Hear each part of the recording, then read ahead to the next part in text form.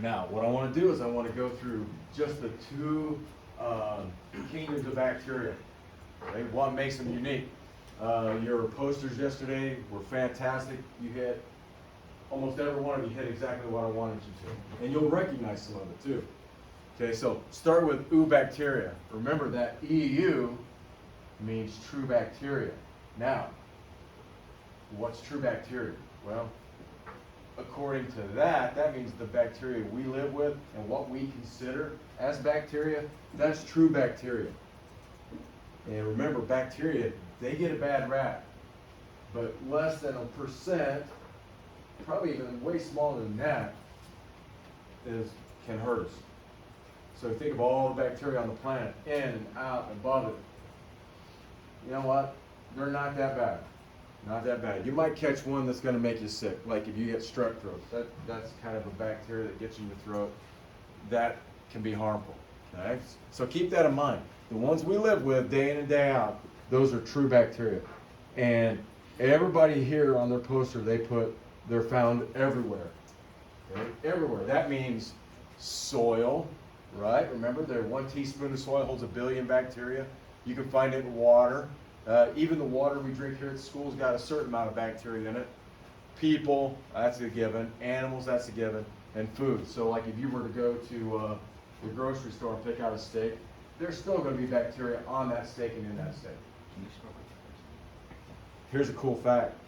When they pack hamburger, or kind of any meat, they don't use oxygen, regular air to put in there, right? They use either CO2 or a nitrogen. And that'll keep bacteria from growing on it. Keeps it a little fresher, a little longer. And the only thing it does is it maybe will discolor it, maybe make it brown. And everybody's seen that, especially in hamburger. Hamburger's the worst for that. Still good, unless it smells funky. Okay. Now, let me know if right there. Now, see where it says types? They get their energy the same way other living things get their energy. So that's what I want to talk about quick. But some of them are pretty cool. Like that first thing, it says heterotroph. Remember, you go back and you think, troph means to feed, hetero means something different. So you're feeding on something different. And so there's all kinds of bacteria that actually have to eat something else. Now we've all seen dead animals bloated on the side of the road. It just happens. Okay? And the fact is probably about 3 people per second die in the United States. Kind of a sad fact, but that's just the way it is.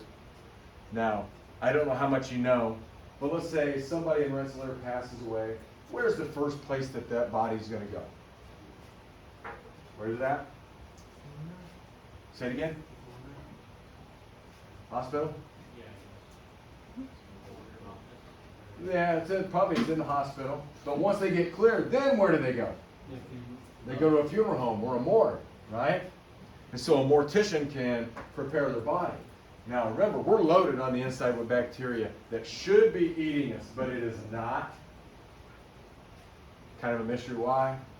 And so what happens is, these bacteria that eat dead things are called saprobes. So here's how they prepare the body. What they will do is they'll bring the person in, they will cut them open, they will remove all the internal organs, especially the intestines, because that's where a lot of the bacteria are at. And then what they'll do, and I don't know which order this is, but they will remove the blood and then they will pump in a really high-powered antiseptic, high-powered alcohol. And what that'll do is that'll preserve the body, and because you just can't get everybody together after one day to have a funeral.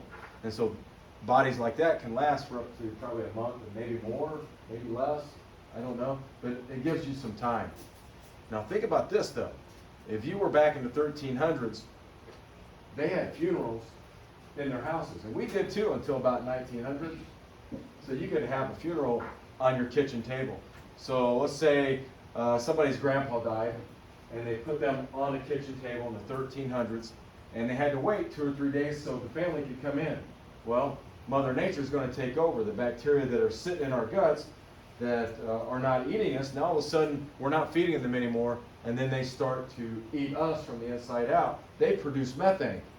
Well, that gas can't escape because you guys know how methane gas escapes when you're alive. Well, if you're dead, you can't get rid of it, so the bodies go, they bloat up.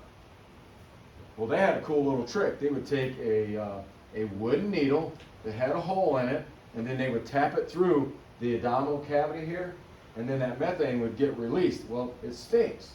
You don't want that in your house, so they figured out that methane actually burns, so they would light it, and it'd be like candlelight. So you could have dinner around your grandpa. That's a fact. That's a true fact. Because you just had to do it that way if you wanted a funeral. Cool thing. Now check out this picture. I did not want to play the video, but I got the picture. There's a zebra that's dead.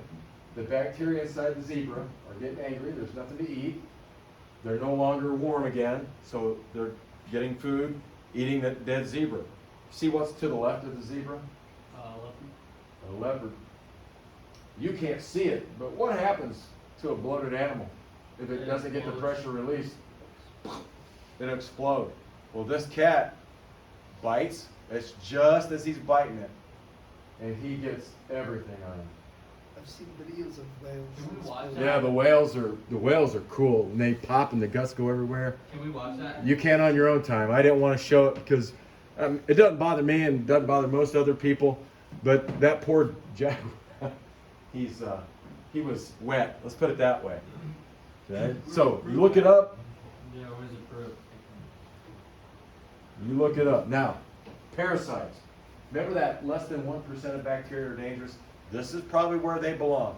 They're parasites. In other words, they take energy. So if you have a strep throat, these bacteria are not giving you anything in benefit, but they're taken from you. Right? So they're parasitic. And you don't like them, we don't like them, I don't like them, you don't. So that's one way they get their energy. Another one is symbionts. Well, we already know we got that in our gut, and as long as we keep them warm at 98.6, we keep them fed, we keep them moist, man, they'll take our food and they'll help us break it down into vitamins. We can't live without them. Probably one of the reasons they don't destroy us right away. But they're symbionts. That means we live with them, we tolerate them, and in return they give us something beneficial. That's symbionts. Now, autotrophs. Autotrophs, remember, they feed all by themselves. They don't need to eat anything else. Can I go there? What about here? All right, so look at the picture. That green string of pearls, those are bacteria. And it's raining right now, so I can tell you all the rain puddles outside, anywhere you see a puddle. So like out in the student parking lot, there's the bacteria have already started to reproduce. These cyanobacteria. Remember, over 90% of the oxygen on planet Earth is produced by these guys, not by the trees. And algae in there too. But when it starts to rain, they start to grow. They're everywhere. You can eat them, you breathe them in. They're found everywhere. So they're found in water puddles, streams, lakes, rivers, oceans, the Great Lakes. They're all over the place. Okay, and so what they use is photosynthesis. So they actually use the sun. Remember, they feed automatically. Now here's a cool one. You see in the farmers' fields, they've been dragging these white tanks through the field, putting ammonia on the fields. Well, that eventually is going to become fertilizer for the corn. Okay? But there are some garden plants, I would say, that do not need fertilizer. They don't need it. They're chemosynthetic, so they rely on chemicals to get their energy. How many of you, do you guys raise a garden at home? Anybody? Do you plant beans? Green beans? Stuff like that? No. If your grandma, grandpa, if you plant green beans, you would know that you don't need to fertilize green beans. You just don't. They produce their own. If you would pull up a root of a green bean or a soybean or any kind of bean, you see these little knots, these nodules. They're loaded with this kind of bacteria. So it kind of hosts this bacteria. And what this bacteria does, it takes the nitrogen, that precursor, out of the ground and turns it into something the bean plant can actually eat. So you don't have to sit there and fertilize it all the time. It does its job. Okay, so it feeds off the nitrogen in the air. Remember, If Mrs. Jaeger probably told you, lightning is the only force that can take nitrogen out of the air. And it smacks it in the ground, and then these guys work it over and make it into something the bean plant could use. Okay, so the plant's name is called, that funny name is called rhizobium. Right, another superpower. Any questions so far?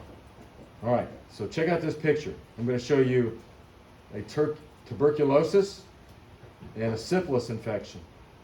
So right here Ew. is tuberculosis. So when you watch the movie on evolution and they took you into the Russian prisons, this is what they were trying to stop. I had a cousin who had tuberculosis. It took him probably a full year to get rid of it. Once you get it, it's hard to get rid of. He didn't pass away. He's still good. He had to quit smoking. That helped his healing. But these guys, they love air. They're called aerobic. So the oxygen doesn't bother them. But unlike most bacteria that when they get into you, they overwhelm you and they poop and pee in you and they poison you and you die. These guys will take up all the space. They'll just keep replicating until all the space in your lungs are filled up. And it's kind of hard like concrete, but the different colors you see in there, that brown and that yellow and that off-white, that's the actual bacteria colonies. Okay? Obviously that person didn't make it, but I want to show you a disease that's aerobic, which means it loves air. Now I'm going to show you one that does not love air. Have you guys ever heard, you guys do know what syphilis is, right? Sexually transmitted disease. Okay?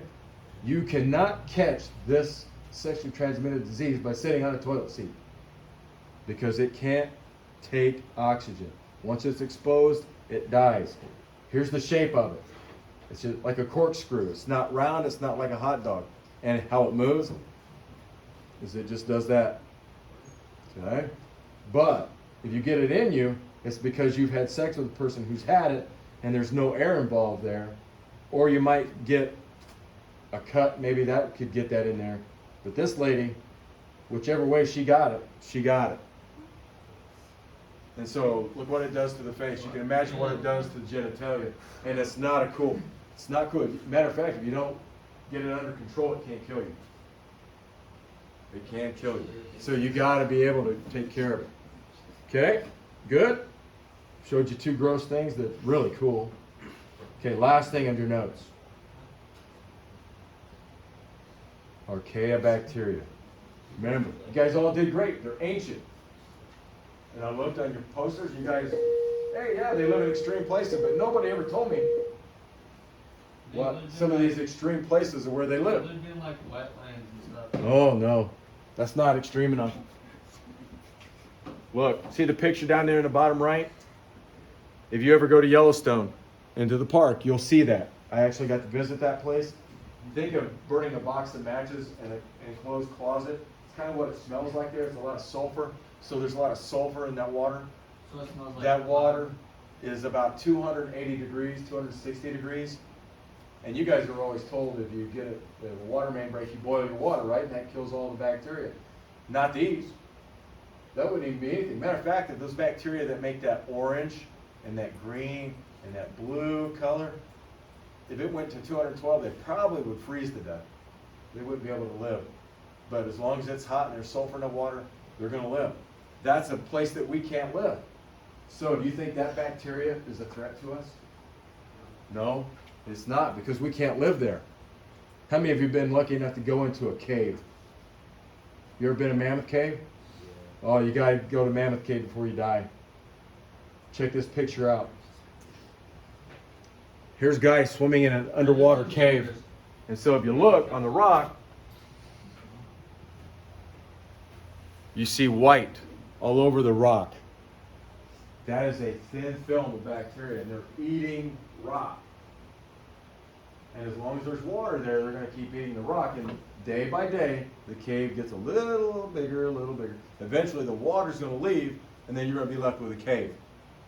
So that's how the majority of caves are formed on the planet. A lot of people think it's rushing water, and it can make caves, but this is the primary way, right here. Okay? Remember, we're talking places where we can't live. What insect is that? Yeah, it's a termite. In the very first house I lived in, it had termites. And what they do is from the ground, they build a mud tunnel up to the wood and they start eating the wood. Well, they can't eat wood on their own. They have bacteria here inside their gut that helps them digest that wood. Here's a picture of that bacteria. That's what they look like. And so without those bacteria living inside, that's probably not a very nice place to live. Those termites couldn't do their work. Just like our bacteria here help us do something, they have some too. So bacteria, they're cool. They got lots and lots and lots of powers. Think about it. They've had 3.5 billion years to get good. So you're never going to get rid of them. Ever, ever, ever. Ever. Questions?